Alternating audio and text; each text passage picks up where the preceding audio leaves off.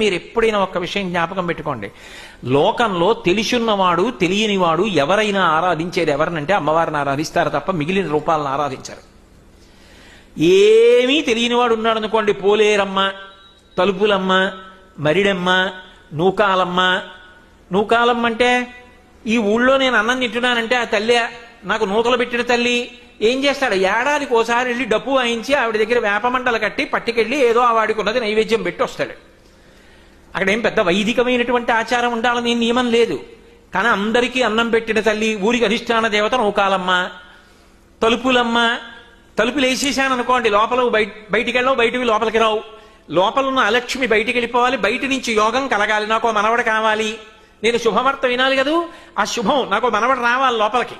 తలుపులు తీసుకుని తాత అంటూ వాడు పరిగెత్తుకు రావాలి. యోగం, నాకు మనవడు పుట్టాడు అంటే అది ఇవ్వగలిగినది. తలుపులు తీసి మనవడినిచ్చింది తలుపులమ్మ.